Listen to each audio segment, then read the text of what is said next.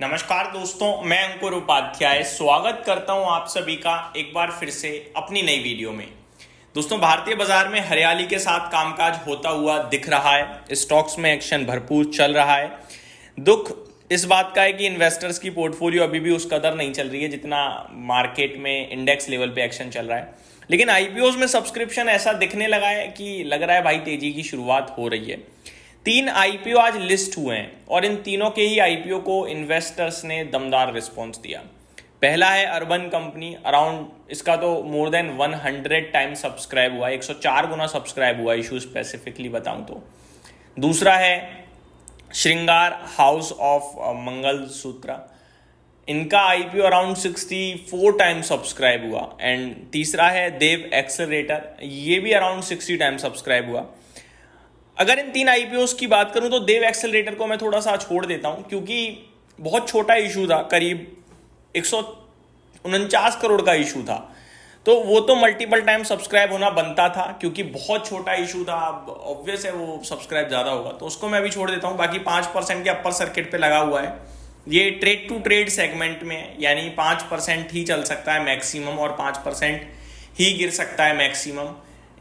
अगर आप आज खरीदोगे तो आज बेच नहीं पाओगे, आज बेच दोगे तो आज खरीद नहीं पाओगे। डिलीवरी में ही कामकाज हो पाएगा, ऐसा लग रहा है। अब मैं आप सभी के साथ बात करता हूं अर्बन एंड श्रृंगार के लिए, तो डिटेल्स में शेयर करता हूं। सबसे पहले अगर अर्बन कंपनी की बात करूं तो 61% के गेन्स के साथ ये स्टॉक ट्रेड कर रहा है।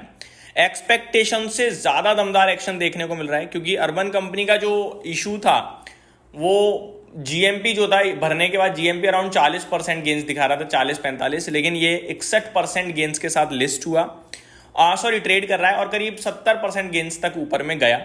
अर्बन कंपनी की डिटेल्स अगर मैं आप सभी के साथ शेयर करूं दोस्तों, सारी की सारी आईपीओ से रिलेटेड और फाइनेंशियल से रिलेटेड और बैलेंस शीट से रिलेटेड, तो मैं आपको बताना चाहता हूं। सबसे पहले ओवरऑल सब्सक्रिप्शन 104 गुना हुआ था, जिसमें क्यूआई भी सबसे ज्यादा भरते हुए दिखे 140 गुना।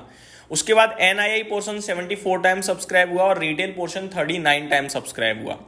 अगर बात करें इशू की और वैल्यूएशंस की, तो जो इशू है कंपनी का 103 रुपए पे अपर बैंड पे करीब 15,000 करोड़ का मार्केट कैप बनता है। और अभी जो स्टॉक अराउंड 162-165 ट्रेड कर रहा है, ये करीब 25,500 करोड़ के वैल्यूएशन पे कंपनी ट्रेड कर रही है। तो 25,500 करोड़ आप मोटा मोटी मान सकते हो। अगर मैं फाइनेंशियल्स की बात करूं तो FY23 में कंपनी का जो रेवेन्यू था वो अराउंड 636 करोड़ का था। FY24 में 828 करोड़ का हो गया और FY25 यानी सबसे करंट जो वित्त वर्ष खत्म हुआ है मार्च में, उसमें 1150 करोड़ का रेवेन्यू करा। हालांकि मुनाफे की बात करें तो कंपनी अभी FY25 में ही फर्स्ट टाइम प्रॉफिट पोस्ट कर पाई। FY23 में कंपनी का जो प्रॉफिट बिफोर टैक्स था वो 312 करोड़ का लॉस था, प्रॉफिट नहीं था। FY24 में 92 करोड़ का लॉस रह गया केवल, और 25 में फाइनली कंपनी ने 28.5 करोड़ का मुनाफा किया।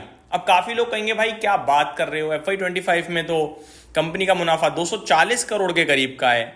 तो मैं आपको बताना चाहूंगा जो ये टोटल 240 करोड़ है, इसमें आपके लिए जो डेफर्ड टैक्स क्रेडिट है वो है अराउंड 211 करोड़ का। तो प्रॉफिट तो आप देखो तो 28 करोड़ का ही है।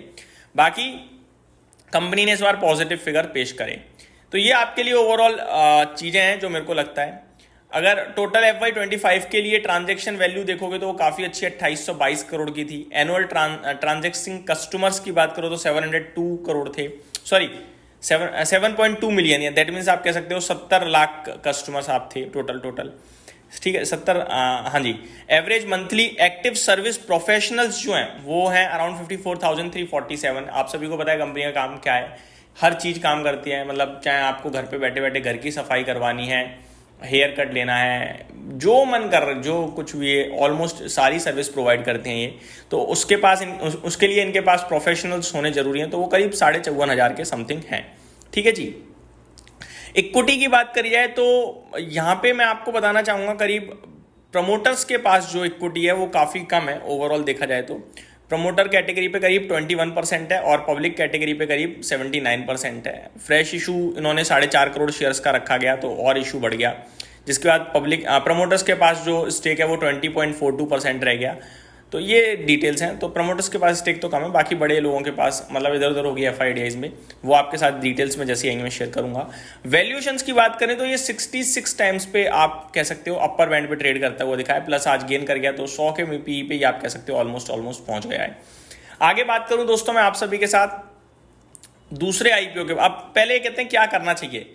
अच्छा लिस्ट हो चुका है, अच्छे गेंस बन चुके हैं, अब यहाँ से और ऊपर जाने नीचे जाने में मेरे को लगता है थोड़ा सोच विचार ज़्यादा करना पड़ेगा, तो मैं कहूँगा लेट इट, अब यहीं पे छोड़ते हैं।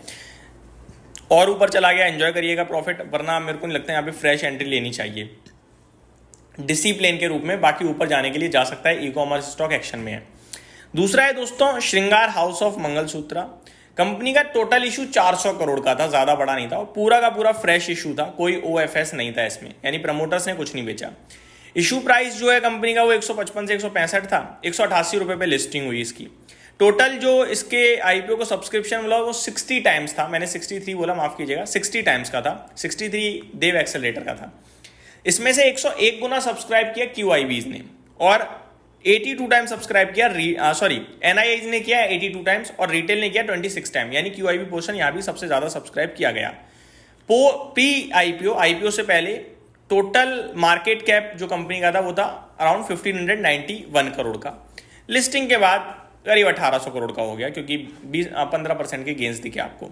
फाइनेंशियल्स की बात करूं तो FY23 में 951 करोड़ का रेवेन्यू, FY24 में 1100 करोड़ का रेवेन्यू और 25 में 1430 करोड़ का रेवेन्यू। मुनाफा FY23 में 233 करोड़ का प्रॉफिट, 24 में 311 करोड़ का और लास्ट फाइनेंशियल ईयर 25 में 611 करोड़ का, डबल हो गया भाई साहब। कंपनी ने कहा है कि एबिटा मार्जिन 6.5% पे रहे, तो ये कुछ इंपॉर्टेंट चीजें थी। और FY24 में revenue growth was 30% year on year basis. FY25 PAT rose materially, management analyst attribute this to improved margin and scale. तो ये जो प्रॉफिट इतनी तेजी से बढ़ा FY25 में, इसके पीछे रीजन कंपनी ने दिया है मार्जिन का, ठीक है।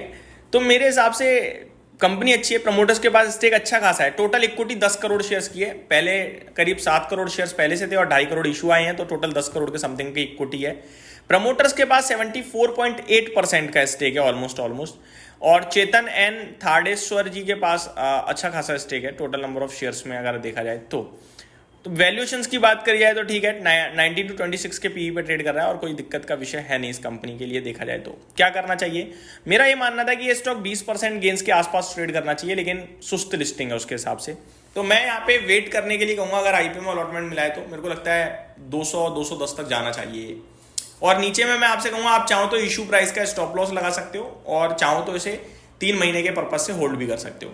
यही समाप्त करते हैं इस वीडियो को। Thank you so much for watching this video. Have a great day guys.